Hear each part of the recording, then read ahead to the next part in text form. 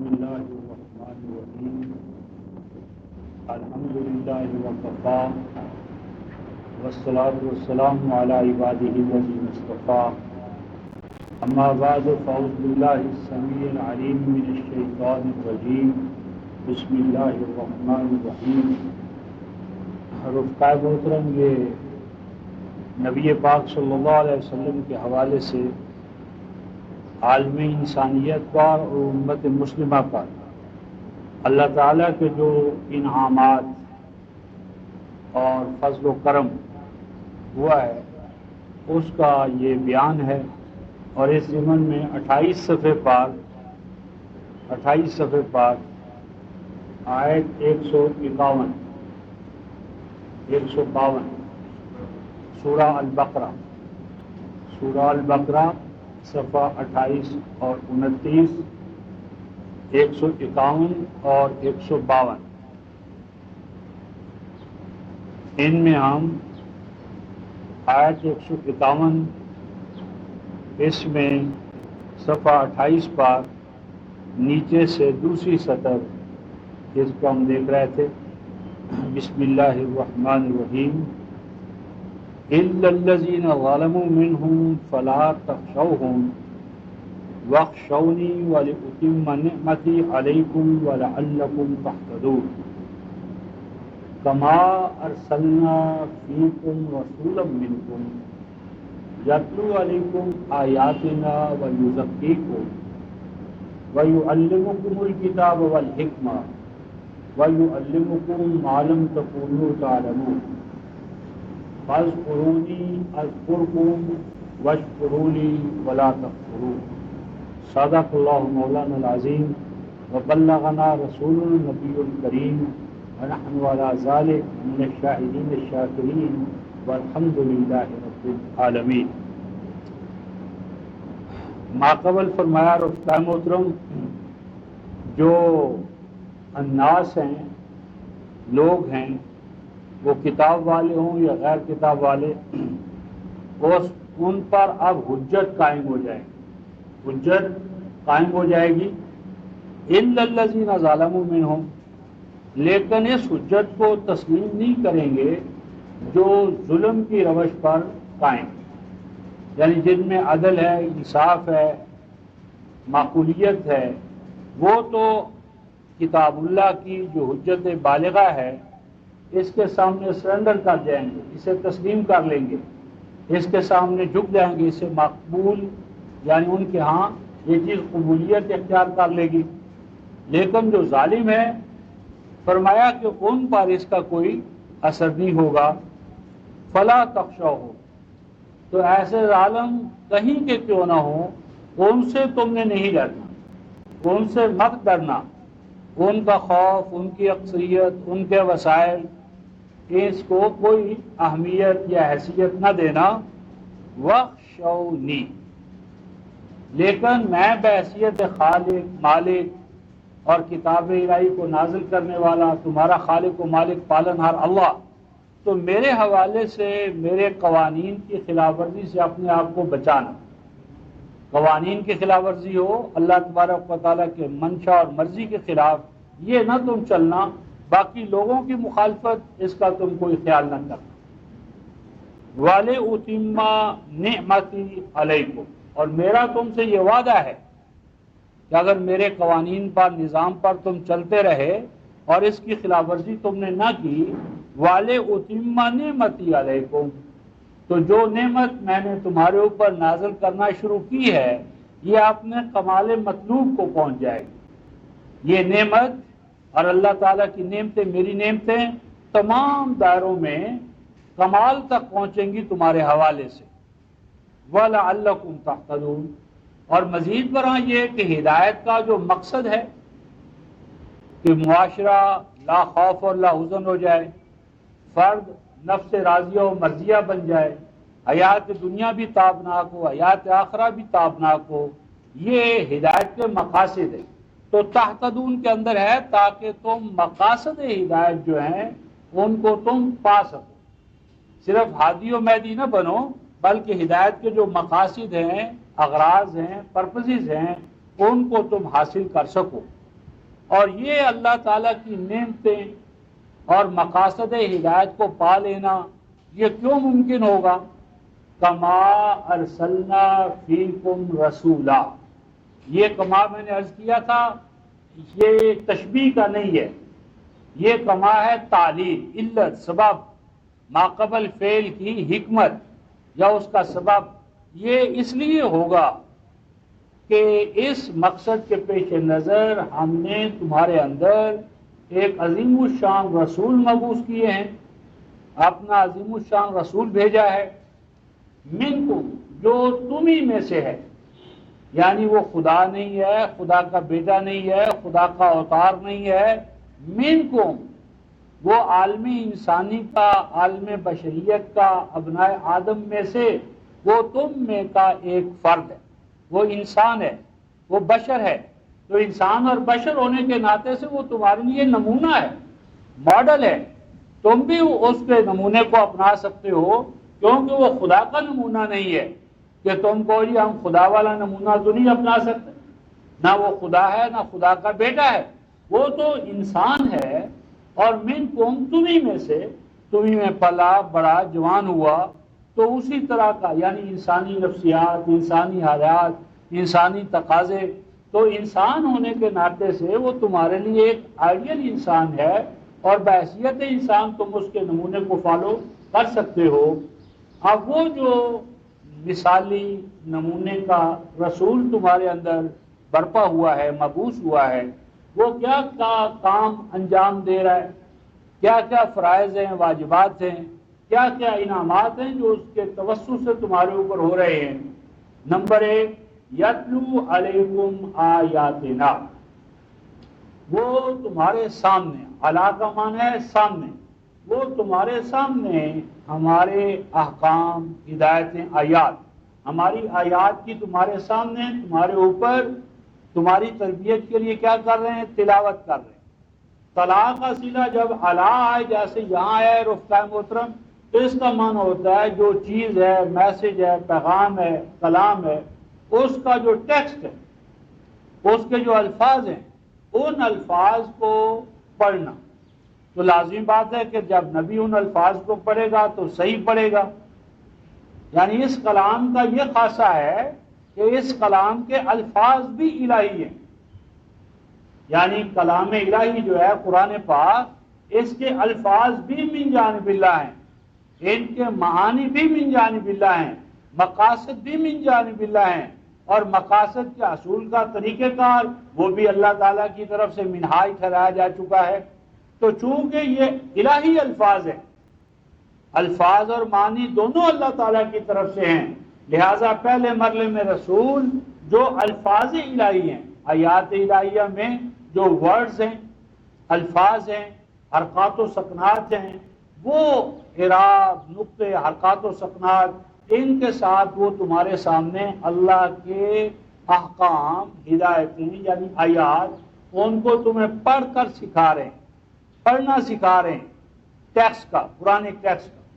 Number 2 فرمایا وَيُزَكِّيكُمْ، اور وہ تمہیں اللہ تبارک و تعالیٰ کی ان آیات کے توسط سے پاک کر رہے ہیں، تمہارے لیے مادی، معنوی، جسمانی، روحانی نشو و نما، پاکیزگی، پیوریفیکیشن، یعنی تھاٹ میں، علم میں، عمل میں جو پاکیزگی مطلوب ہے ذات انسانی میں، تو وہ اللہ کے رسول صلی اللہ علیہ وسلم اللہ کے ٹھہرائے ہوئے طریقے کے مطابق تمہیں پاکیزگی کے مقام پر پہنچا رہے ہیں۔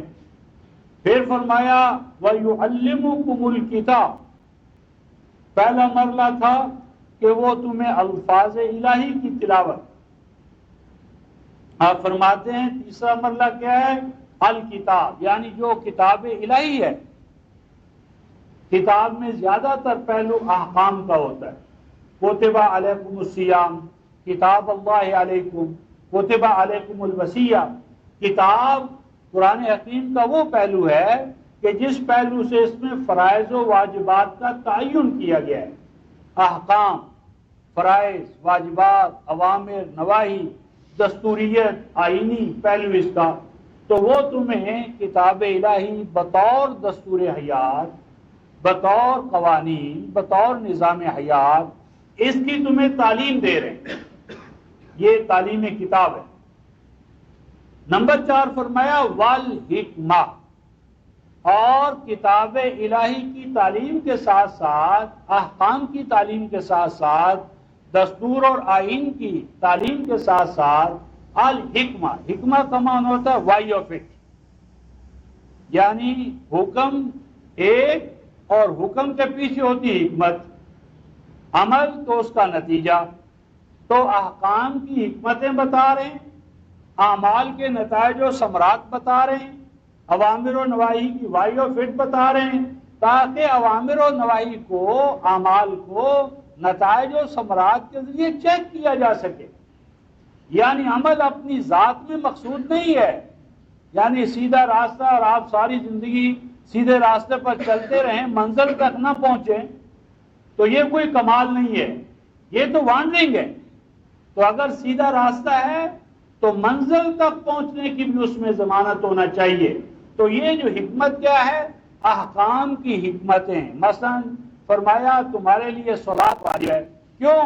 ان الصلاۃ تنہی عن الفحشاء والمنکر، کہ اگر تم اقامت صلاۃ کرو گے تو فحشاء اور منکر سے بچو گے۔ فرمایا کتب علیکم الصیام، صائم ہونا تمہارے لیے فرض کیوں؟ لعلکم تتقون، تاکہ تمہارے اندر تقوی پیدا ہو، متقیوں کے اوصاف اور کمالات تمہارے اندر پیدا ہو جائیں، اور پیدا ہوں تو برقرار رہیں۔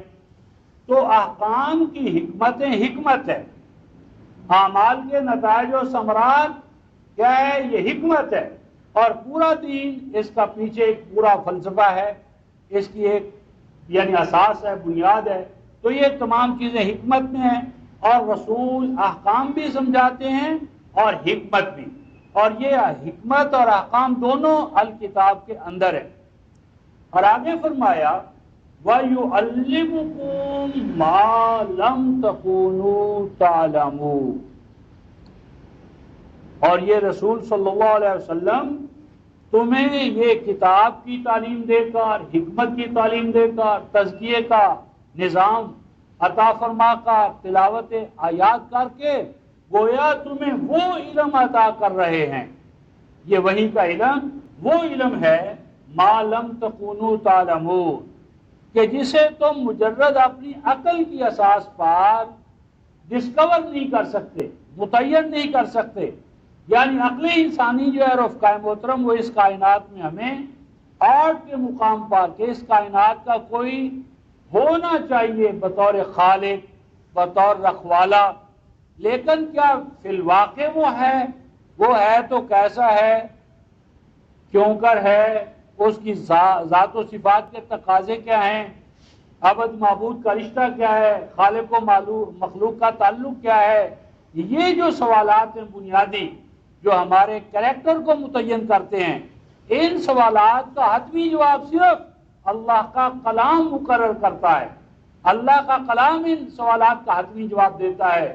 یہ صرف مکاشفہ ذات الہی یا کلام الہی کا مکاشفہ ہے، وہی ہے کہ جو ان سوالات کے حتمی جواب دیتی ہے اور انسان کو یقین و اعتماد کی مستحکم بنیاد پر کھڑا کرتی ہے۔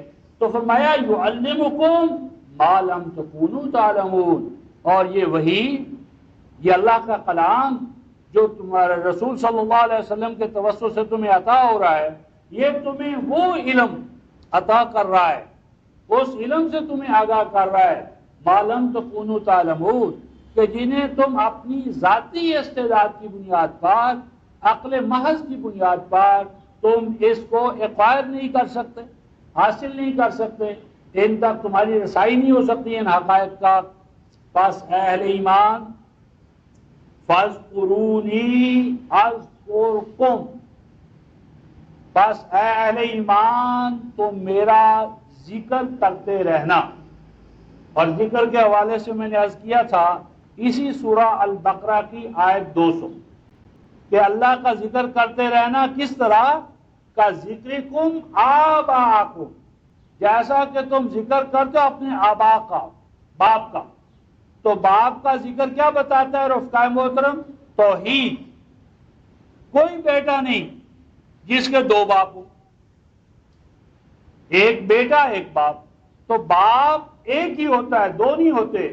تو ذکر الہی کی اساس توحید ہے، یعنی تم میری توحید پر قائم ہونا، توحید کی شہادت، توحید کی اقامت، توحیدی معاشرے کا قیام، تو تم مجھے یاد کرنا توحید کے حوالے سے۔ اذکرکم، یہ جو ریحر آف قائم محترم اس پہ پیش نہیں ہے، جزم ہے، یہ شرط کی جزا ہے۔ بس تم مجھے توحید کے ساتھ یاد رکھنا، میں تمہیں نتائج و ثمرات، بلندی، برتری، اس کائنات میں اعلان ہونا، اس مقام پر تمہیں فائز رکھوں گا۔ واشکروا لی، اور اس حوالے سے تم میرے شکر گزار بن کر رہنا۔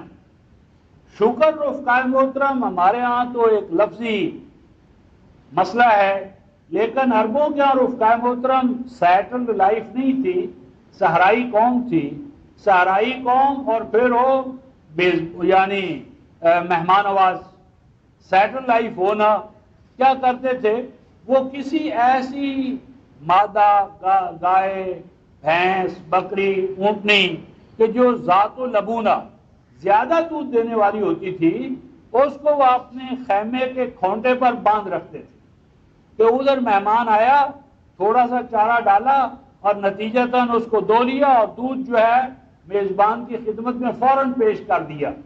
یہ جو تھوڑا سا چارہ آپ ڈالیں، چارہ دیں، اور آپ کی بھیڑ، بکری، گائے، اونٹنی دودھ کے ساتھ اپنے پستان کو بھر کر آپ کی خدمت میں پیش کرے، اس عمل یا پروسیس کو عربوں کے ہاں شکر کہتے تھے، آج بھی کہتے ہیں۔ کہتے ہیں عرب شاکرت نجی شاکت و شکرا، اونٹنی نے میرا بڑا شکر کیا، یعنی چارہ کھایا، اور ان ریٹرن اس کے معاوضے میں کیا کیا، آپ نے پستان دودھ سے بھر کر یعنی میری اس نے تواضع کی میری خدمت میں پیش کیا۔ تو شکر کیا ہے؟ اللہ تبارک و تعالی کی عطا کردہ نعمتوں کو پا کر، جو نعمتیں انہیں احکام الہیہ کے مطابق کام میں لانا، بھرپور طریقے سے استعمال کرنا، لیکن حدود الہی کے اندر، حدود الہی کے اندر اللہ تعالیٰ کی عطا کردہ نعمتوں کا استعمال، یہ شکر ہے۔ شکر ایک عمل ہے۔ اعملوا آل داؤد شکرا ان قلیل من عبادی الشکور، شکر ایک عمل ہے۔ شکر صرف قول نہیں ہے کہ تسبیح کے دانے پر الشکر للہ، الشکر للہ دہرا لیا۔ تو شکر ایک علمی رویہ بھی ہے اور ایک عملی رجحان طبع بھی ہے اصلاً۔ تو واشکروا لی، تو میری ان عطا کردہ نعمتوں کا بھرپور استعمال کرنا، لیکن میرے ٹھہرائے ہوئے قوانین، اقدار اور حدود کے اندر رہتے ہوئے۔ فرمایا ولا تکفرون، اور ناشکری، ناشکر گزاری، ہاں جی، یہ رویہ اختیار نہ کرنا۔ ان آیات میں رفقائے محترم جو مضامین ہیں، وہ ان میں ایک تو بہت بڑا عنوان ہے نعمت الہیہ اور اس کا یا ان کا اتمام، والے اتمہ نعمت، کہ اللہ تعالیٰ نے ہم سے وعدہ کیا امت مسلمہ سے کہ وہ اپنی تمام نعمتوں کو کامل درجے میں تمہیں عطا کرے گا۔ تو اس ضمن میں ہمیں علم ہونا چاہیے کہ از روئے کلام الہی نعمتیں کون کون سی چیزیں ہیں، کن کن چیزوں کو اللہ تعالیٰ نے اپنی نعمت قرار دیا ہے، اور ان نعمتوں کو پانے کی شرائط کیا ہیں، ان نعمتوں کے چھن جانے کا اصول کیا ہے۔ کیا کسی قوم کو ایک دفعہ نعمت مل جائے تو فار ایور وہ اس کو الاٹ ہو گئی، یا اس سے واپس بھی لی جا سکتی ہے؟ اگر واپس لی جا سکتی ہے تو اس کے اصول اور شرائط کیا ہیں، تاکہ جس کو نعمت مل رہی ہے وہ باخبر رہے، چوکنا رہے، پاسداری کے مقام پر رہے، نگہبانی کے مقام پر، تاکہ ایسا نہ ہو کہ ایسے اعمال کرنے سے جو منفی اور تخریبی ہیں وہ نعمتیں واپس لے لی جائیں۔ تو نعمتیں کیا ہیں، نعمتوں کے پانے کے اصول کیا ہیں، چھین جانے کا ضابطہ کیا ہے، اور اگر خدا نخواستہ کسی قوم سے وہ نعمتیں چھین جائیں تو کیا اس کی دوبارہ ریگین کرنے کا بھی کوئی امکان ہے یا نہیں ہے؟ تو وہ کیا ہے، نعمت کیا ہے، نعمت کے پانے کے اصول کیا ہیں، چھن جانے کے ضابطے کیا ہیں، اور بعض آفرینی دوبارہ ان کو پانے کے امکانات، اصول اور ضابطے کیا ہیں۔ تو یہ چار جو سوالات ہیں رفقائے محترم، یہ دو چار کی طرح جب تک کہ ان کے جوابات اللہ تعالیٰ کے کلام سے دو چار کی طرح ہمارے سامنے نہ آ جائیں تو انعمت علیہم کے باب میں ہمارا جو ذہن ہے، رویہ ہے، وہ صحیح بنیادوں پر قائم نہیں ہوگا۔ اور چونکہ ہمیں کلام الہی کے حوالے سے ان جوابات سے پوری آگاہی نہیں ہے، لہذا ڈلم یقین، ڈاواں ڈول، ویورنگ ہر حوالے سے، تو ایک تو رفقائے محترم سلسلہ درس جو ہے وہ ہمارا اس حوالے سے ہونا چاہیے۔ یہ چار جو سوالات میں نے عرض کیے ہیں، کلام الہی سے ان کے جوابات ہمیں ملنے چاہیے، اور وہ دو ٹوک ہونے چاہیے، دو چار کی طرح۔ نمبر 2، وَلَعَلَّكُمْ تَهْتَدُونَ، ہدایت کیا ہے حضر کلام الہی، اور وہی چار سوالات، ہدایت کیا ہے، اس کے پانے کے طور طریقے کیا ہیں، چھن جانے کے ضابطے کیا ہیں، اور دوبارہ ہدایت کے مقام پر فائز ہونے کی شرائط کیا ہے۔ پھر ہدایت میں اور اہتداء میں کیا فرق ہے، ہدایت مجرد ہے اور اہتداء باب تفعیل میں ہے۔ تو ہدایت اور اہتداء حضر کلام الہی، ان دونوں میں کوئی فرق ہے تو وہ کیا ہے، اور طلباء قرآن کو وہ فرق دو چار کی طرح واضح ہونا چاہیے۔ تو یہ بھی ایک مستقل سلسلہ درس ہے، ہدایت، ہادی، مہدی، مختد، مقتدی، اور یہ تمام یعنی سوالات ہیں، اور ان کا ہمیں کلام الہی سے دو چار کی طرح جواب ملنا چاہیے۔ اس کے بعد اگلا جو ہے تیسرا عنوان یا موضوع، وہ ہے رسالت۔ منصب رسالت کیا ہے، منصب نبوت کیا ہے، اور ختم رسالت یا ختم نبوت کے بعد نبی پاک صلی اللہ علیہ وسلم خاتم النبیین ہے، تو ختم نبوت کا اعلان اللہ تعالیٰ نے کس بنیاد پر کیا ہے، اور ختم نبوت کس طرح نوع انسانی کے لیے رحمت ہے۔ نبوت رحمت ہے، نبوت کا ختم ہو جانا، سائل سوال کرتا ہے کہ اگر نبوت ایک نعمت ہے، رحمت ہے، تو وہ ختم کیوں ہو گئی؟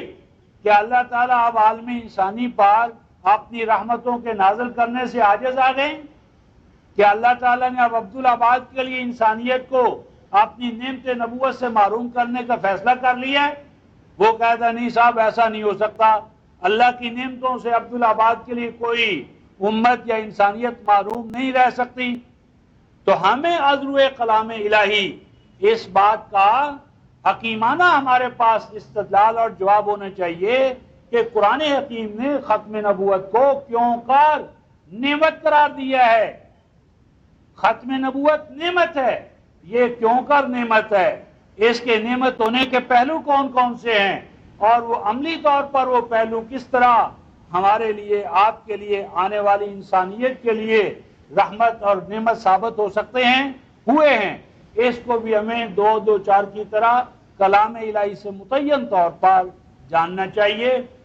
اس کے بعد اگلا عنوان ہوگا تلاوت آیات اور اس کے تقاضے، تلاوت کرنے والی جماعت اور افراد، ان کے اوصاف، اور تلاوت کے عمل سے عہدہ برا ہونے کے لیے کچھ شرائط ہیں، کچھ موانع، رکاوٹیں ہیں، ہنڈرنسز ہیں، ان رکاوٹوں کو ہم کیسے دور کریں، یہ بھی بنیادی سوالات ہیں، اور قرآن سے ہمیں ان کا جواب ملنا چاہیے۔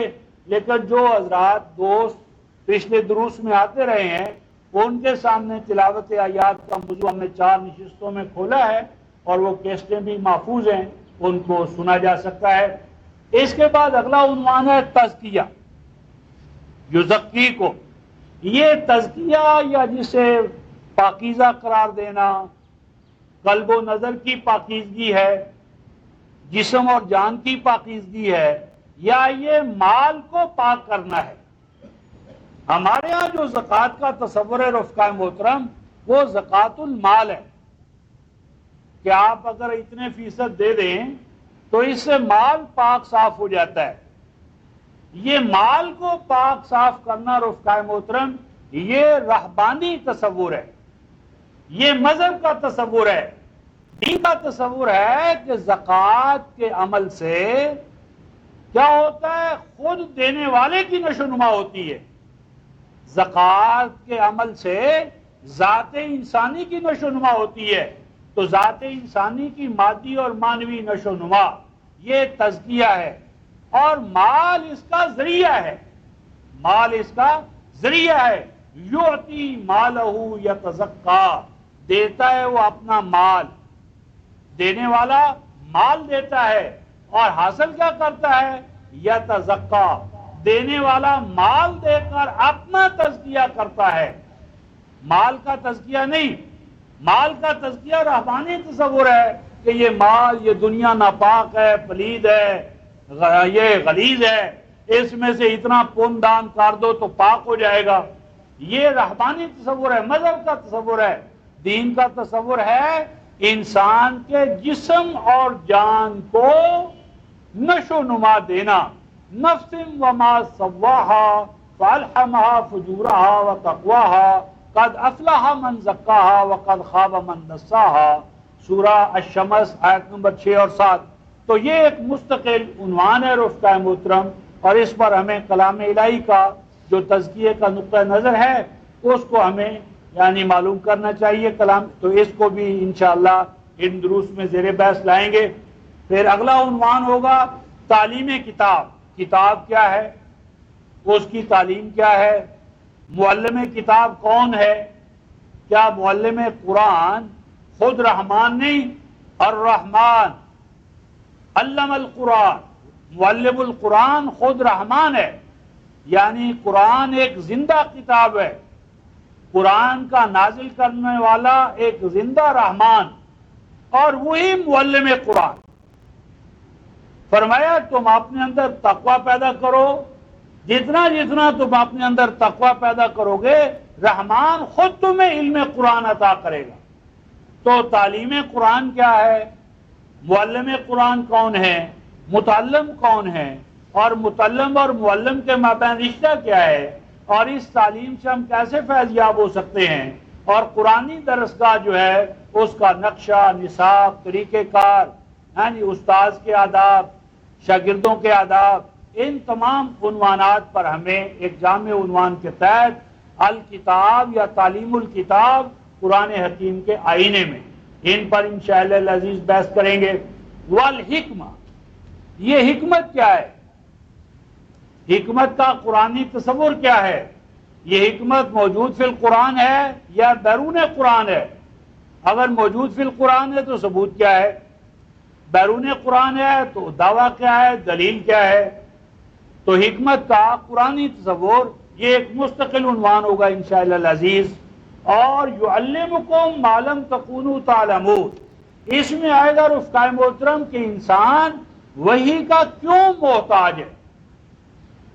انسان جو چاند پر ڈیرے ڈال رہا ہے، مریخ تک اس کی رسائی ہے، کائنات کو مسخر کر لینے کا وہ دعوے دار ہے، تو ایسا انسان جو کائنات کے اندر اپنا ایک وقی مقام بنا رہا ہے، دن بہ دن آگے بڑھ رہا ہے، تو ایسا انسان کہتا ہے کہ میرے جو مسائل ہیں وہ میں ہیومن انٹلیکٹ کی بنیاد پر ایرر اینڈ ٹرائل، تجربہ اور بعض تجربہ، اس سے اپنے مسائل حل کرتا چلا جا رہا ہوں، کر لوں گا، مجھے کسی دین کی، مذہب کی، کتاب کی، الہام کی، وحی کی ضرورت نہیں ہے۔ یہ آج کے انسان کا موقف ہے، نقطہ نظر ہے۔ دوسرے لفظوں میں یہ چیلنج ہے ہر کتاب کے لیے، ہر صاحب الہام، ہر وحی والا، اس کے لیے چیلنج ہے۔ اس چیلنج کو اللہ کا آخری کلام کس طرح اس کا جواب دیتا ہے، یہ عنوان ہے یعنی آج کا انسان حاضر اور اس کو ضرورت وحی، یعنی وحی میں وہ کیا بات ہے کہ جس کو مانے بغیر عالم انسانیت کے مسائل حل نہیں ہو سکتے، اور سائنسز کے اندر کمال پیدا کر لینے کے باوجود اور تمام کائنات کو مسخر کر لینے کے باوجود، چاند اور سورج کو مٹھی میں لے لینے کے باوجود، انسان اضطراب سے، کشمکش سے، بے اطمینانی سے، خوف سے، حزن سے پاک نہیں ہو سکتا۔ خوف سے پاک ہونا، حزن سے پاک ہونا، اضطراب اور کشمکش سے پاک ہونا یا پاک کرنا، یہ صرف وہی کا خاصہ ہے۔ یہ اطمینان والا مقام صرف اور صرف کلام الہی سے عطا ہوگا، ورنہ نہیں۔ تو اس کے لیے رفقائے محترم، آج قرآن حکیم کے کلام الہی ہونے کا جو دعویٰ ہے، اس کو پرکھنا رفقائے محترم آج بہت آسان ہو گیا۔ 1400 سال پہلے قرآن کے کلام الہی ہونے کا شاید اتنا آسان موقع نہ تھا جتنا آج ہے۔ وہ کس طرح؟ وہ اس طرح رفقائے محترم کہ 1400 سالہ نوع انسانی کا جو فکری ارتقاء ہے، فکری سفر ہے، اس کے جو حاصلات ہیں، اچیومنٹس ہیں، وہ ایک طرف رکھ لیے جائیں، اور 1400 سال پہلے کلام الہی نے اس نوع انسانی کے ارتقائی فکر کے بارے میں جو کچھ کہا ہے وہ دوسری طرف رکھ لیا جائے، اور پھر یہ دیکھا جائے کہ کیا وہ چیز حرف بحرف پوری ہو رہی ہے یا نہیں۔ اگر جو کچھ قرآن نے 1400 سال پہلے نوع انسانی کے ارتقائی فکر کے بارے میں کہا تھا، وہ ایک ایک گوشہ جو آج تک پورا ہوا ہے وہ اس کے عین مطابق ہے، تو مستقبل کے بارے میں بھی ہم کہہ سکتے ہیں کہ مستقبل کی باتیں بھی پوری ہو کر رہیں گی، کیونکہ یہ طے شدہ بات ہے رفقائے محترم کہ ہیومن انٹلیکٹ، عقل انسانی، وہ اپنی مکانی اور زمانی حدود سے مافوق نہیں ہو سکتی۔ یعنی اگر یہ کلام الہی نہیں ہے تو دوسرا امکان کیا ہے؟ نعوذ باللہ کہ یہ کلام بشر ہے، کلام محمد صلی اللہ علیہ وسلم ہے، اور محمد صلی اللہ علیہ وسلم ایک بشر ہے۔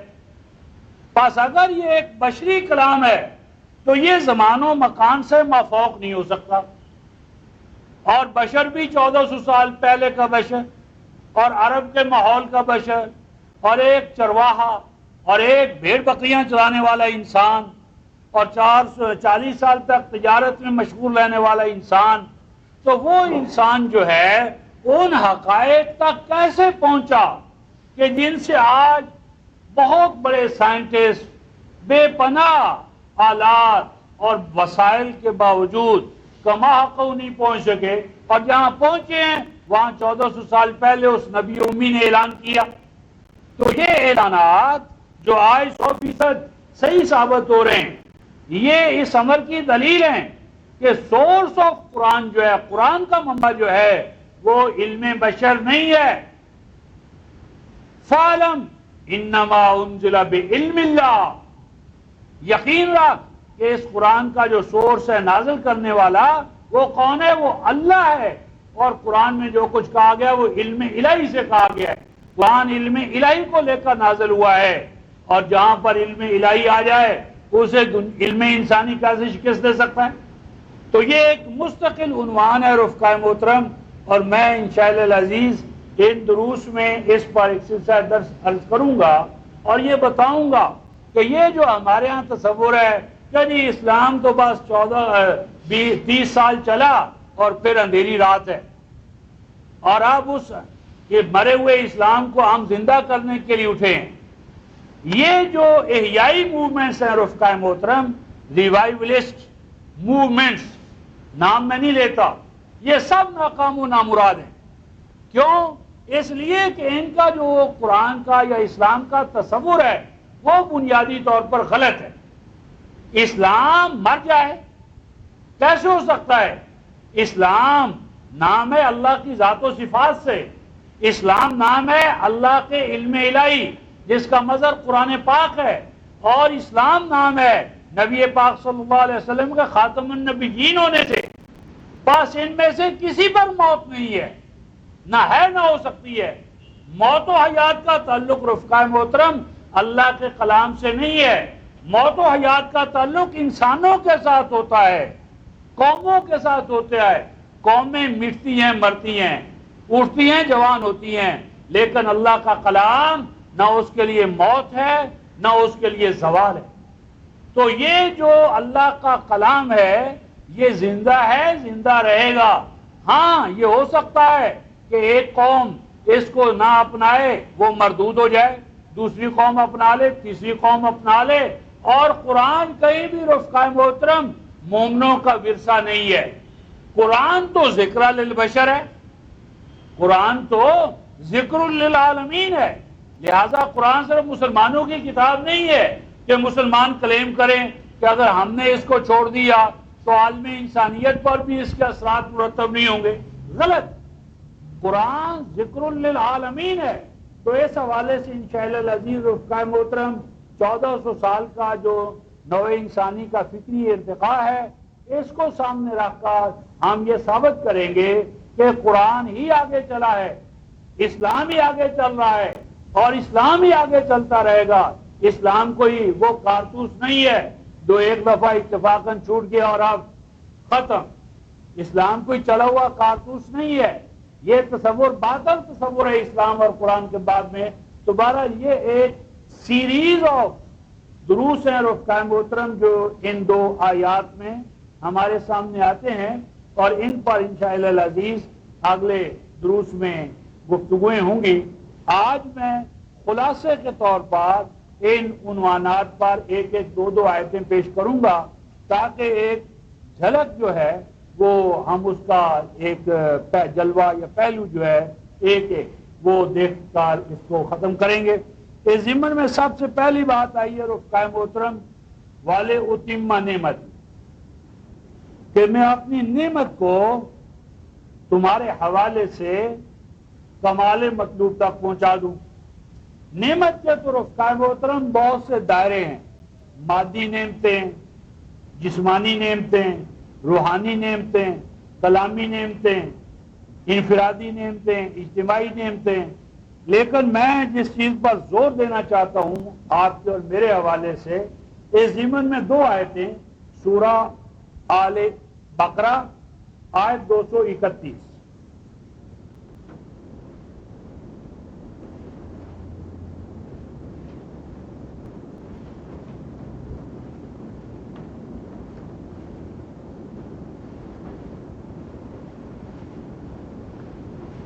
پینتالیس صفحہ ہے،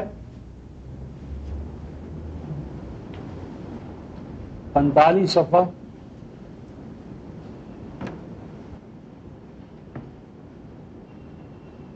نیچے سے 5ویں سطر،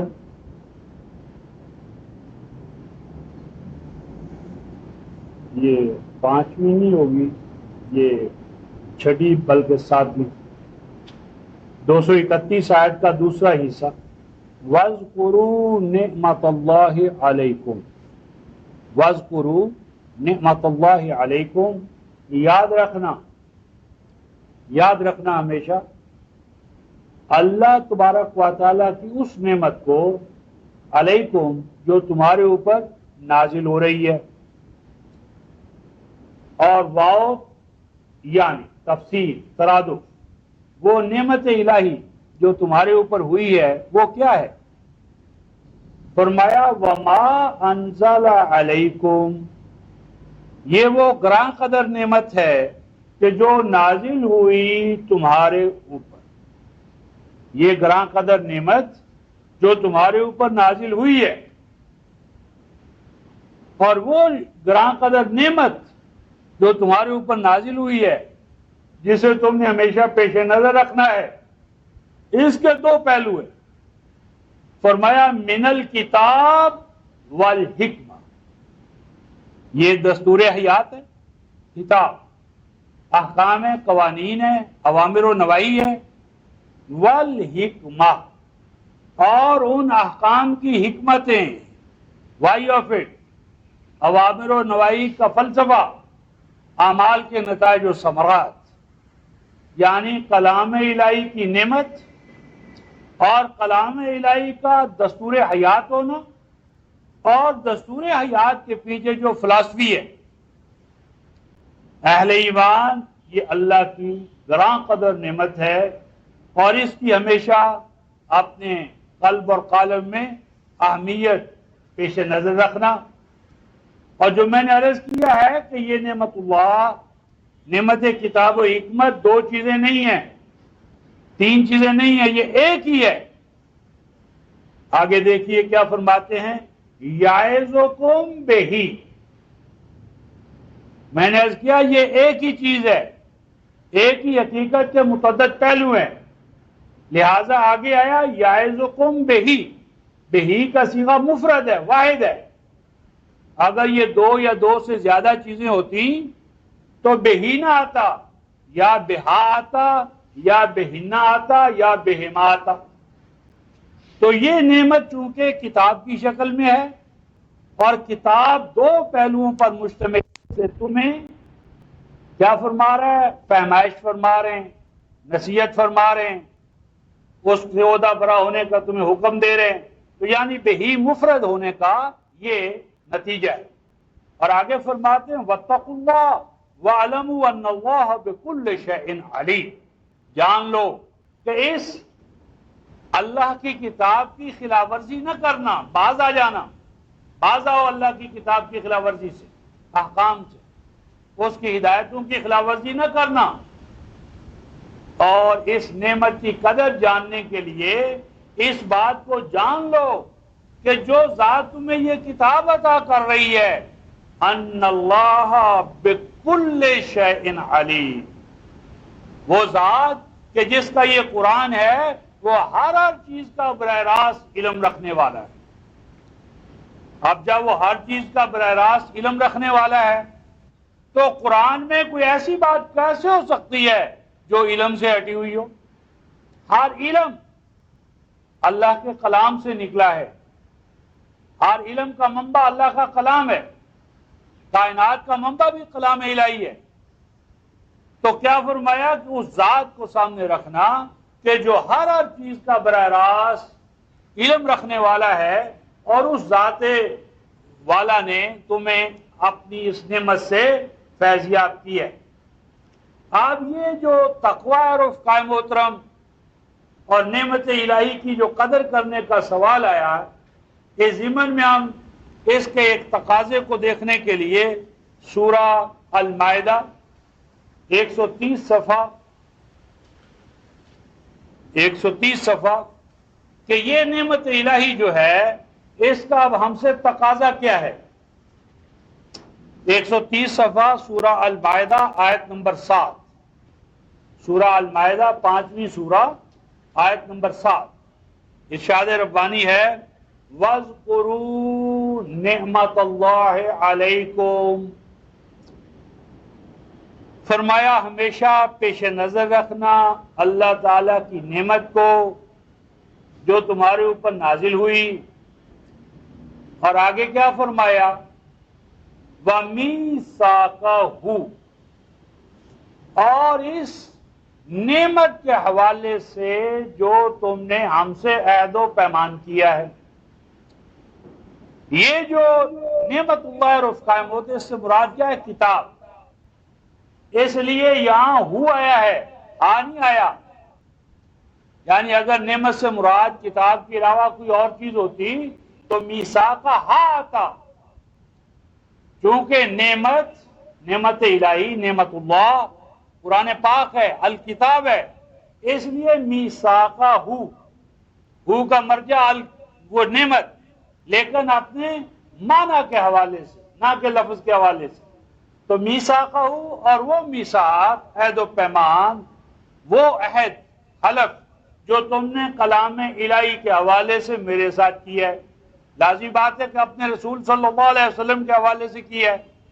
اور وہ میثاق کیا ہے، الذی واثقکم بہ، وہ عہد و پیمان جو تمہارے ساتھ اللہ تعالی نے اپنی کتاب کے حوالے سے بہت مضبوط باندھا ہے۔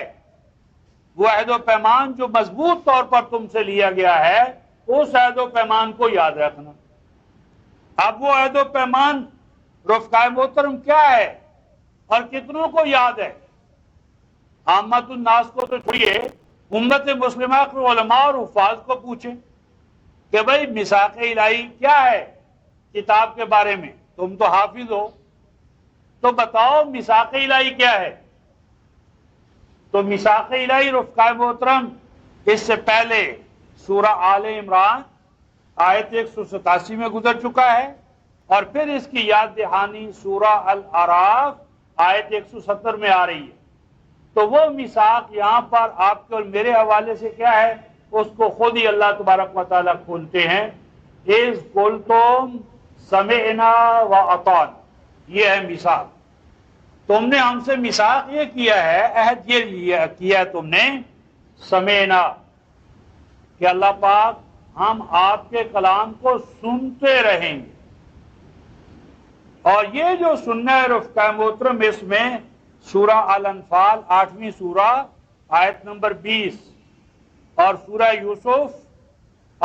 یونس 10ویں سورہ آیت نمبر 43، اس سننے سے مراد الفاظ ہی کا سننا نہیں ہے بلکہ الفاظ و معانی دونوں، یعنی یہ سننا سمجھنے کے معنی میں ہے کہ کلام الہی کو سنتے رہنا سوچ سمجھ کے ساتھ، دل دماغ کے ساتھ، وَأَطَعْنَا، اور اس کی فرما برداری کرتے رہنا۔ فرما برداری تبھی ہوگی جب ہم اسے سمجھیں گے، جب سمجھیں گے نہیں تو فرما برداری کیا ہوگی؟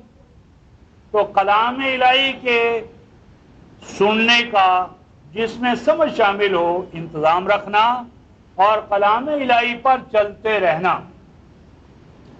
آگے فرمایا واتقوا اللہ، اور دیکھو اللہ کے ساتھ جھوٹا عہد نہ کرنا، اللہ کے ساتھ کیے گئے عہد و پیمان کو نبھانا، اس کی خلاف ورزی سے اپنے آپ کو بچانا۔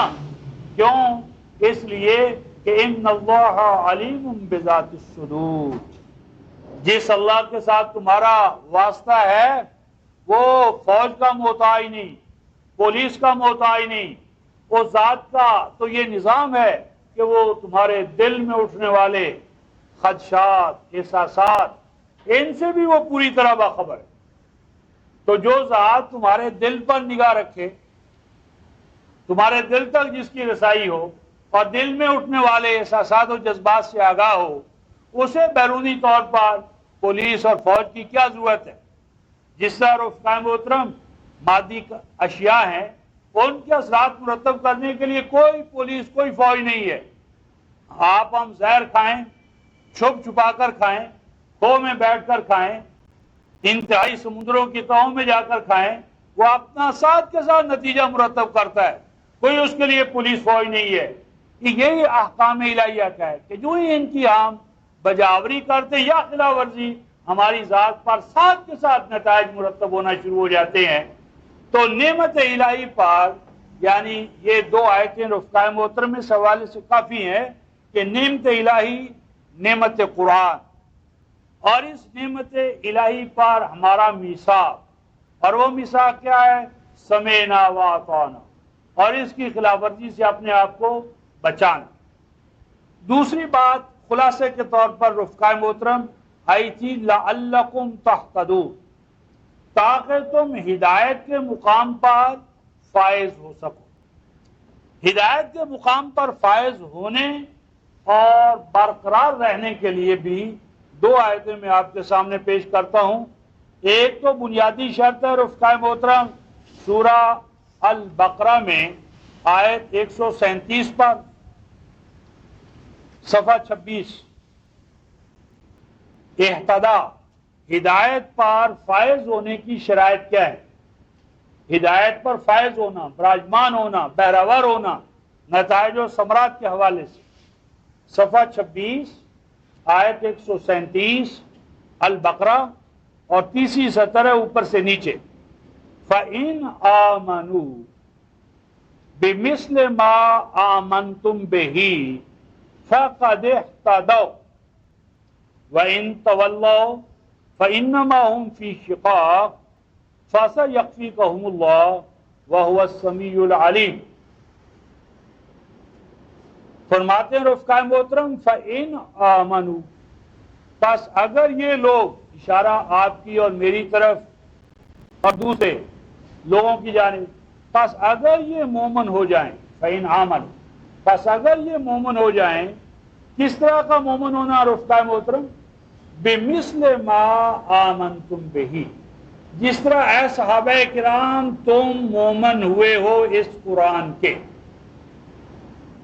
یعنی قرآن پر ہمارے ایمان کے لیے صحابہ کرام مثالی ایمان کا درجہ رکھتے ہیں، یعنی اگر ہم وہ نتائج و ثمرات حاصل کرنا چاہتے ہیں تو ہمیں صحابہ کی طرح مومن بننا پڑے گا قرآن کا۔ اور صحابہ والا ایمان کیا تھا؟ اس کے 17 پہلو قرآن نے ہمارے سامنے رکھے ہیں۔ تو ایمان صحابہ والا پیدا کیسے ہوا اور اس کے تقاضے کیا ہیں، شرائط کیا ہیں، ہم آج ان کو اپنے اندر کیسے پیدا کر سکتے ہیں؟ تو یہ اساسی سوال ہے۔ بس اگر یہ لوگ بھی مومن ہو جائیں جس طرح اے صحابہ کرام تم اس کلام الہی کے مومن ہوئے ہو، تو پھر کیا ہوگا؟ فَقَدْ اهْتَدَوْا، تو تب یہ ہدایت کے فیوز و برقات سے بہراور ہو جائیں، صرف ہدایت یافتہ نہیں ہوں گے، ہدونی فرمایا ہادی ہو جائیں گے۔ اہتدوا، اہتدوا، کسی کو آپ منزل کا آتا پتہ بتائیں، وہ کہتا ہے میں نے اسٹیشن پہنچنا ہے، آپ اسے اسٹیشن کا آتا پتہ بتائیں، علامات بتائیں، اور وہ آپ کے بتانے سے وہاں پہنچ جائے، تو جب وہ پہنچ جائے منزل مراد تک، اس کی کشتی ساحل مراد کو جا چھوئے، تو اس کو اہتدا کہتے ہیں۔ اہتدا کا معنی ہوتا ہے ہدایت کے مقاصد کو پا لینا۔ تو اے صحابہ اگر یہ لوگ آپ کی طرح کلام الہی کے مومن بن جائیں گے تو پھر کیا ہوگا؟ پھر ہدایت کے جو نتائج و ثمرات ہیں ان سے بہراور ہو جائیں گے۔ اس میں گویا انڈرسٹوڈ ہوا کہ صحابہ یقیناً ہدایت کے نتائج و ثمرات سے بہراور ہوئے، کیونکہ اگر وہ ہوئے ہی نہیں ہیں تو ہمارے لیے وہ مثال کیسے قرار پائیں گے، اور وہ بھی علم الہی کے حوالے سے، کلام الہی کے حوالے سے۔ تو پھر یہ ہدایت کے نتائج و ثمرات سے مالا مال ہو جائیں گے۔ اور آگے فرمایا وَإِن تَوَلَّوْا، اور اگر یہ کنی کترا جائیں، بیک آؤٹ ہو جائیں، کس چیز سے کنی کترائیں رفتہ محترم؟ صحابہ والے ایمان سے۔ اگر صحابہ والا ایمان امت میں نہیں ہوگا، جو صحابہ کا قرآن کے بارے میں نقطہ نظر تھا، اگر وہ صحابہ والا نقطہ نظر امت میں نہیں ہوگا جس طرح آج نہیں ہے، تو کیا ہوگا؟ فَإِنَّمَا هُمْ فِي شِقَاقٍ، تو پھر ان امتوں میں فرقے، گروہ، جتھے، لشکر، یہ فلاں کا لشکر ہے، یہ فلاں، شقا کا معنی ہوتا ہے اصل راہ سے ہٹ کر پگڈنڈیوں میں کھویا جانا، زیادہ راہ کا ختم کر بیٹھنا، امام حقیقی سے معروم ہو جانا، شقاق۔ اگر صحابہ والا ایمان جو کلام الہی کے حوالے سے وہ نہیں ہوگا، امت پگڈنڈیوں میں، خاردار وادیوں میں کھوئی جائے گی، فرقے، گروہ، جتھے، جماعتیں، لشکر، اور لشکروں کی ایک دوسرے پر چڑھائی اور عذاب کہ مسجدیں، خانقاہیں، کوئی بھی امن سے ہمکنار نہیں رہے۔ فَإِنَّمَا هُمْ فِي شِقَاقٍ، تو اس کا نتیجہ کیا نکلے گا؟ پھٹن ہے، جدائیاں ہیں، علیحدگیاں ہیں، عذاب۔ اور آگے کیا فرمایا؟ فَسَيَكْفِيكَهُمُ اللَّهُ، رسول پاک صلی اللہ علیہ وسلم کو بشارت دی کہ اگر یہ لوگ صحابہ والے ایمان سے کنی کترائیں گے، قرآن کو وہ مقام نہیں دیں گے، تو قرآن ہے رسول مٹے گا نہیں۔ آپ غم نہ کھانا کہ میری محنت درائے گاہ چلی گئی۔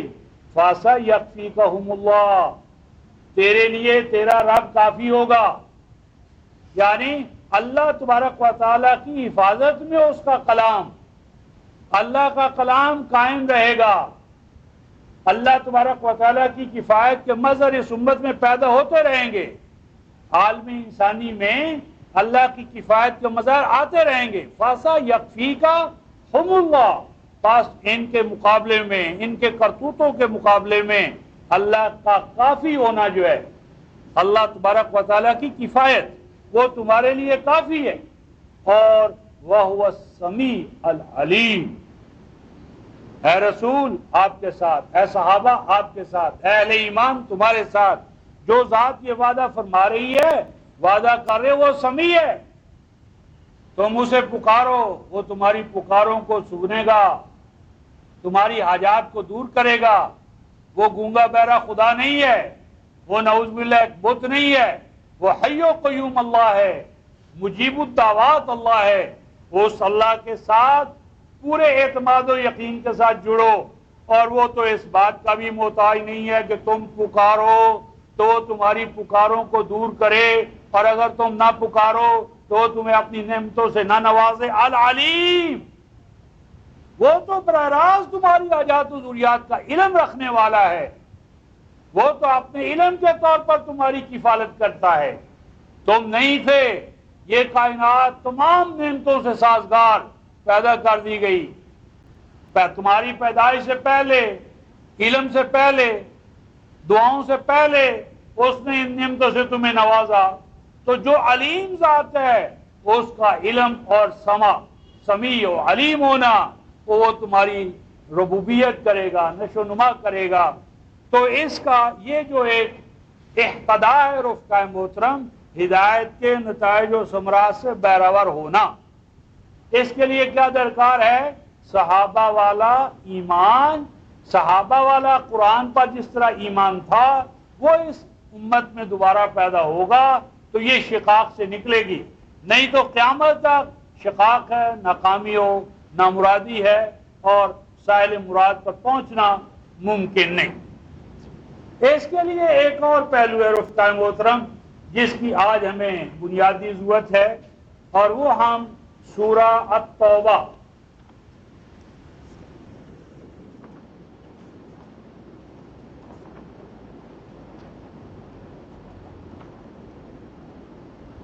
یہ 18ویں سورہ رفقائے محترم کا نامی سورہ، سورہ توبہ۔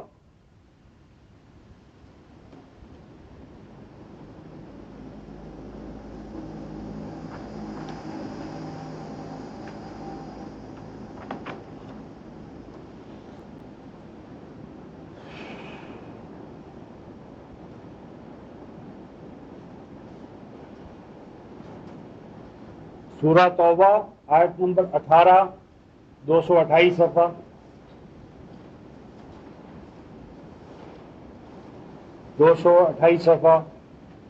انما یعمر مساجد اللہ من آمن باللہ والیوم الآخر واقام الصلاۃ وآت الزکاۃ ولم یخش الا اللہ فَعَسَىٰ أُولَٰئِكَ أَن يَكُونُوا مِنَ الْمُحْتَدِينَ۔ وہاں اہتداء تھا شرط و جزا کے طور پر، اور یہاں محتدی فرماتے ہیں انما یعمر مساجد اللہ، بلا شبہ آباد کرتے ہیں، یعمر عمران میں آباد کرنا، بنانا، کنسٹرکٹ کرنا، ان کے لوازمات آباد کاری کے فراہم کرنا، اینٹ، گارا، سیمنٹ، صفیں، فرنیچر، کتابیں، ہاں جی، وہاں کے لوازمات جتنے یہ عمارت میں آتے ہیں۔ انما، اس کے سوا کوئی بات نہیں، بات تو بس یہ ہے، یعمر آباد کرتا ہے، کنسٹرکٹ کرتا ہے، تعمیر کرتا ہے، کیا؟ مساجد اللہ، اللہ کے نام پر، اللہ کے لیے۔ اور جہاں اللہ کے لیے آئے گا وہاں مراد اللہ کا کلام ہے، اللہ کا راستہ، اللہ کا کلام۔ تو اللہ تبارک و تعالیٰ کے کلام کے لیے مراکز قائم کرنا، یہ غوثیہ، قادریہ، فرقہ واریت کی بنیاد پر جو قائم ہوگا وہ مسجد نہیں ہوگی۔ ان المساجد للہ، مسجد کی بنیادی شرط یہ ہے کہ وہ اللہ کے نام پر، اللہ کے کلام کے لیے بنائی جائے۔ تو جہاں اللہ کے کلام کی دعا نہیں، دعوت نہیں، ندا نہیں، منادی نہیں، درس نہیں، اور غیر اللہ کا وہاں درس ہے، کیا فرمایا؟ ان المساجد للہ فلا تدعوا مع اللہ احدا، اللہ کے گھر میں اللہ کی ندا ہو، غیر اللہ کی ندا نہ ہو، یا اللہ اور یا فلان، یا فلاں قادر، یا فلاں غوث، اور ہے مسجد، تو یہ ناجائز قابض ہے۔ مساجد کی شرط یہ ہے کہ وہ بنا ہو رحمان کے نام پر، اور مقصود تعلیم القرآن، بس تعلیم القرآن، تحفیظ القرآن، تحکیم بالقرآن۔ تو اللہ کے نام پر مراکز کا قیام صرف انہی کے ہاتھوں ممکن ہے، من آمن باللہ، جو اللہ تعالیٰ کو مانتا ہو توحید کے ساتھ، کیونکہ اللہ کو تو مشرکین مکہ بھی مانتے تھے۔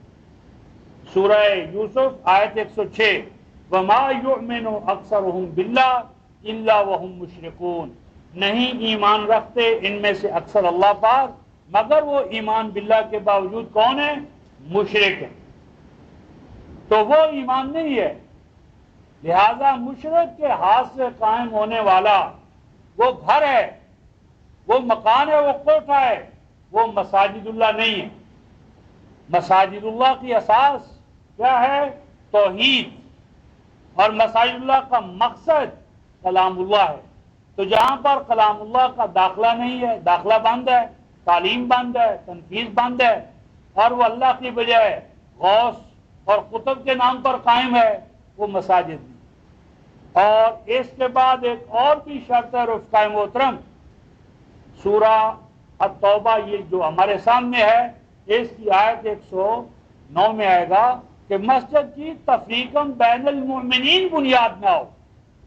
جو مسجد کسی فرقے کے لیے بنائی جائے گی وہ بھی مساجد اللہ میں نہیں آئے گی، وہ مسجد ضرار ہے، آپ بنائیں میں بنائیں، جو بھی بنائے مسجد فرقے کے لیے، یہ جی فلاں فرقے کی مسجد ہے، فلاں فرقہ اس کا مسلک ہے، تو فرقوں کے نام پر قائم ہونے والی مسجدوں کو اللہ تعالیٰ نے سورہ توبہ آیت 107 والذین اتخذوا مسجدا ضرارا،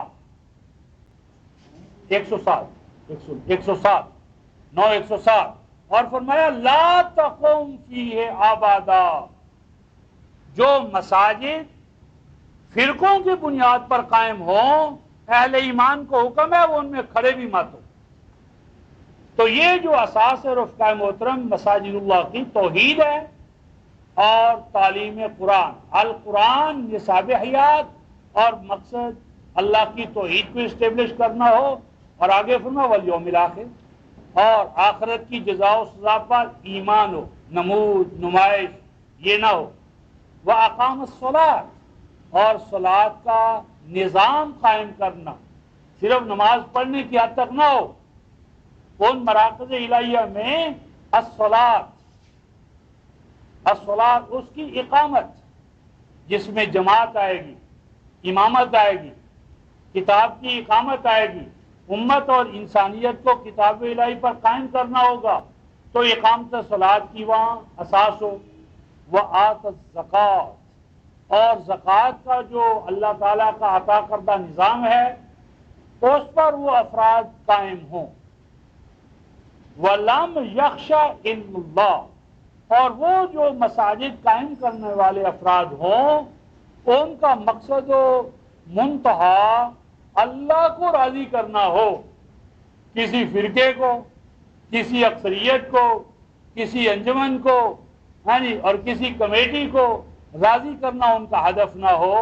وَلَمْ يَخْشَ إِلَّا اللَّهُ، نہ ڈریں وہ، نہ منشا و مرضی ان کے سامنے مقصود ہو مگر ایک اللہ کا۔ یہ شرائط جو پوری کریں گے رفقائے محترم، فرمایا فَعَسَىٰ أُولَٰئِکَ، یہ لوگ یا ان کے بارے میں امید کی جا سکتی ہے۔ عسیٰ کا لفظ ہے، امید ہے، امید کریں، اور بڑے گھر کے حوالے سے تو امید بھی بڑی چیز ہے، امید اور آس، اور وہ بھی رجل کریم پر، اور پھر اللہ رب العزت کہے تمہیں میرے گھر سے امید رکھنی چاہیے، تو بڑے گھر کی امید بھی بڑی ہے۔ فَعَسَىٰ أُولَٰئِکَ، امید رکھیں یہ لوگ، ایسے افراد کس بات کی امید رکھیں؟ أَن يَكُونُوا مِنَ الْمُهْتَدِينَ، کہ یہ لوگ ہدایت کے نصب العین کو پا لیں گے، یہ ان کا شمار بھی ان لوگوں میں ہو جائے گا کہ جو ہدایت اور اس کے نصب العین کو پا لینے والے ہیں۔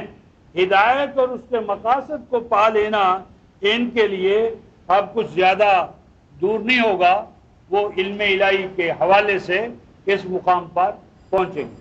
تو یہ رفقائے محترم دو باتیں ہوئیں۔ پہلی بات اللہ تبارک و تعالیٰ کی نعمت کہ وہ کتاب ہے اور نعمت کے حوالے سے میثاق ہے۔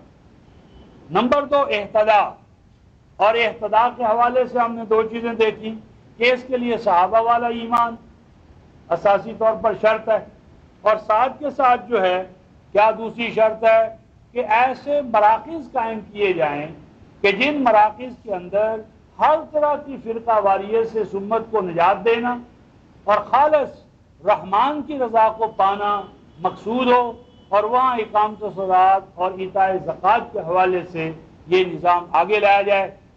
اس کے بعد ایک جو تیسرا پہلو ہے رفقائے محترم وہ تھا کہ رسول جو الکتاب لے کر آئے ہیں اس سے کیا ہے، یہ علم الہی جو ہے، علم الہی، یہ علم الہی کا تمہارے اوپر اب فیضان ہوا ہے یا ہونے لگا ہے۔ تو یہ جو علم الہی اور کتاب کا جو باہمی تعلق ہے رفقائے محترم، اس پر 3 آیتیں پیش کر کے ختم کریں گے۔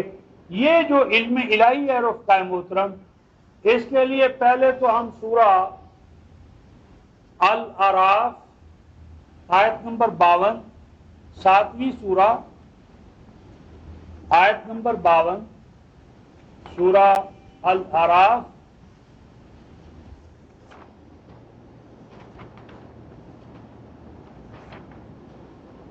یہ 199 189 آیت نمبر 52 دوسری سطر کا آخری لفظ ہے، وَلَقَدْ جِئْنَاهُمْ بِكِتَابٍ، وَلَقَدْ جِئْنَاهُمْ بِكِتَابٍ، بلا شبہ ہم لے کر آئے ہیں ان کے پاس ایک کتاب، ہم ان کے پاس ایک کتاب لائے، بہت سی کتابیں نہیں۔ وَلَقَدْ جِئْنَاهُمْ بِكِتَابٍ، بلا شبہ ہم لائے ہیں ان کے پاس ایک کتاب، اور وہ کتاب کیسی کتاب ہے رفقائے محترم؟ وہ کتاب کیسی کتاب ہے؟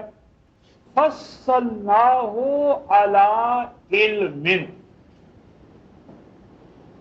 کہ ہم نے اس الکتاب کو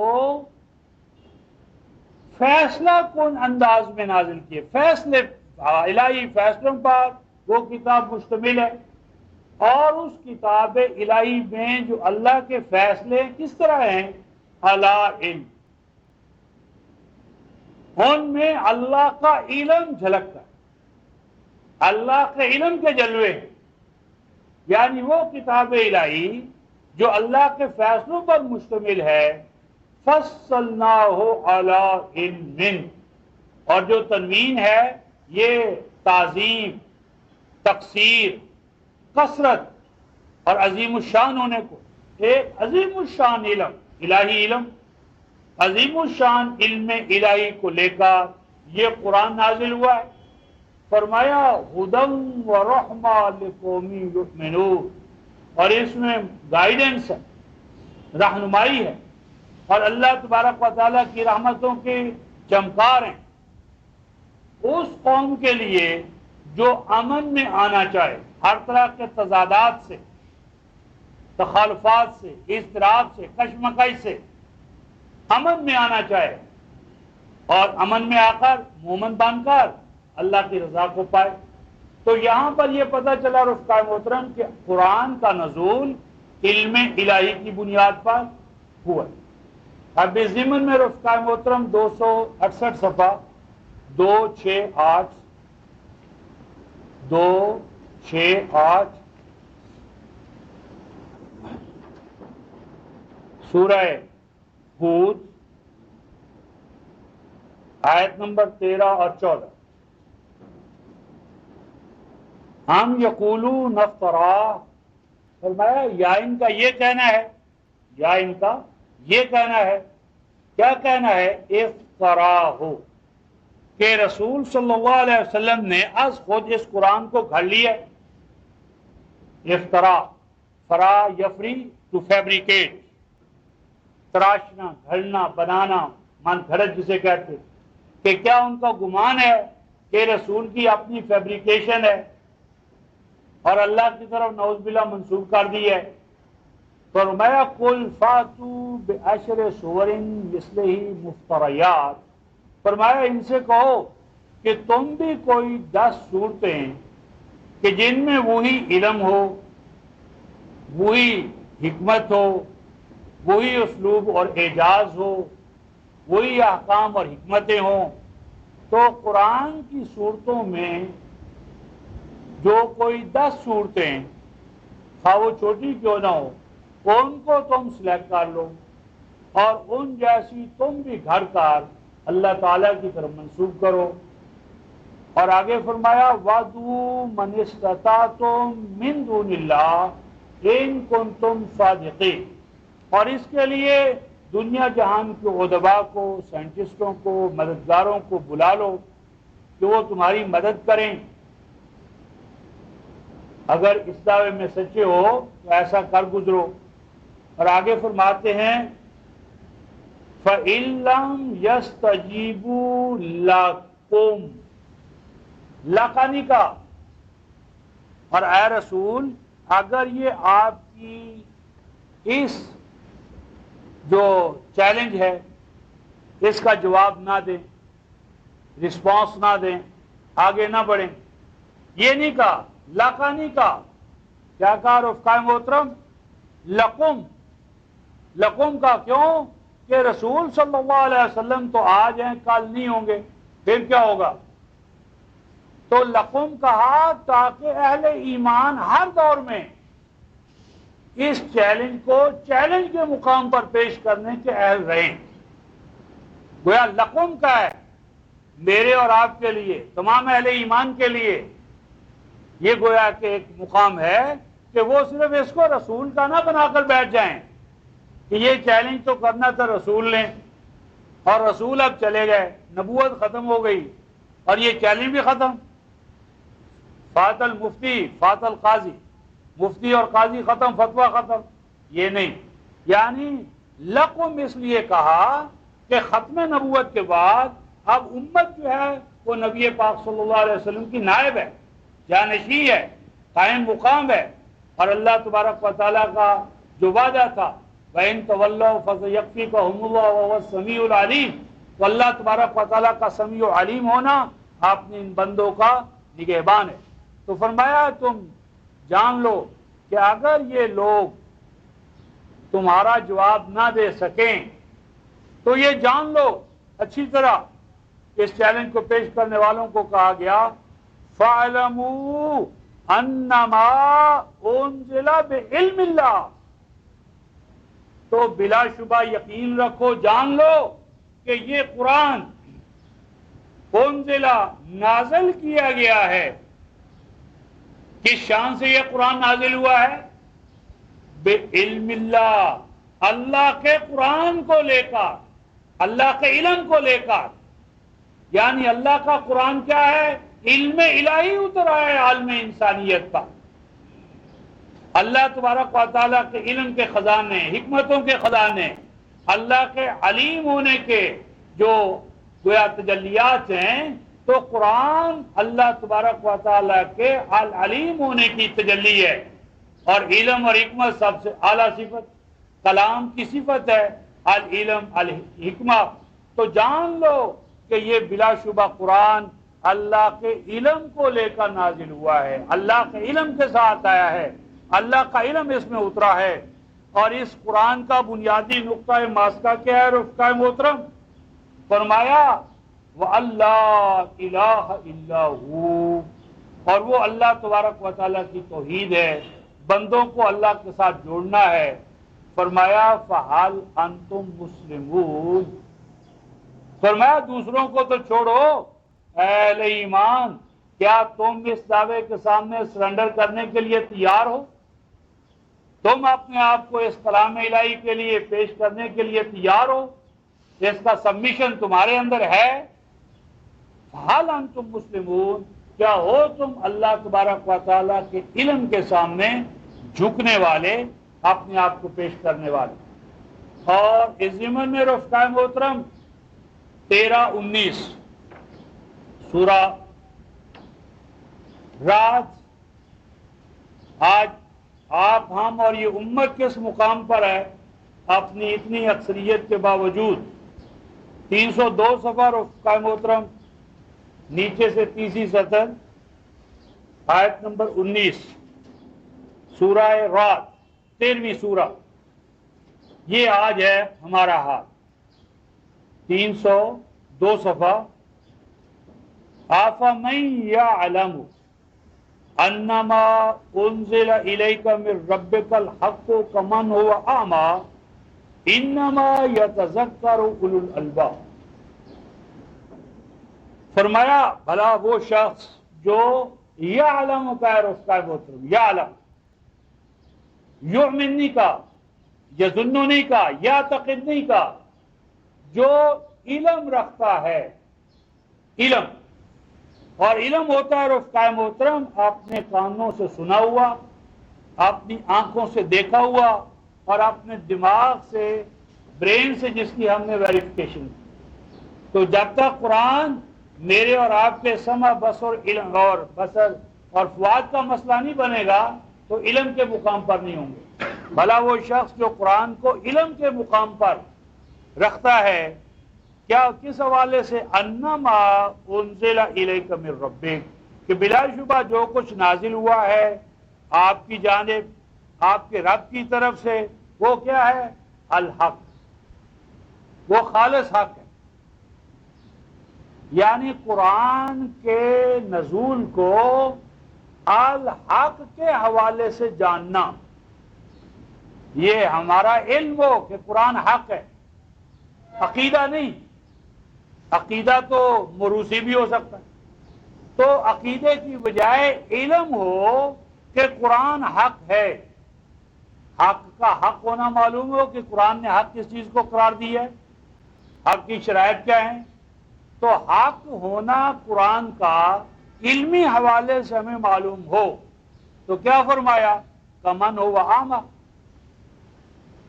کیا یہ شخص ان جیسا ہو سکتا ہے جو اندھا ہو؟ گویا کہ جنہیں قرآن کے حق ہونے کا علم نہیں ہے وہ کون ہے رفقائے محترم؟ وہ عذرو کلام الہی اندھا ہے، یہ اندھا ہے۔ اور آگے فرماتے ہیں انما یتذکر اولو الالباب، بلا شبہ اس ذکر قرآن سے تو وہ فیض یاب ہوں گے، ہوتے ہیں، ہونا چاہیے، جو بڑے بڑے ارباب فکر و دان۔ اولو الالباب یعنی قرآن عالم انسانیت میں عقل اور حکمت کا چراغ نہیں، سورج بن کر چڑھا۔ اولو الالباب کی کھیپ جماعت عالم انسانیت میں ایک نیا دور۔ تو قرآن کے الحق ہونے کا رفقائے محترم علمی حوالے سے، سائنسی بنیادوں پر یہ علم ہو کہ قرآن حق ہے تو ہم ہیں بینا، آنکھوں والے، ورنہ ہم اندھے۔ اس ضمن میں آخری آیت پیش کر کے ختم کرتا ہوں رفقائے محترم کہ اس حوالے سے ہم کس مقام پر کھڑے ہیں، ذاتی طور پر ہم سے کیا طلب کیا گیا ہے، اور قیامت میں جو پرچہ میرے اور آپ کے لیے کویسچن پیپر، جو لازمی کویسچن، لازمی سوال اس کے طور پر آنے والا ہے، وہ کیا ہے، اور ہم اس کے لیے آج کہاں تک تیار ہیں یا تیاری کر رہے ہیں؟ 343 صفحہ رفقائے محترم، 343 صفحہ،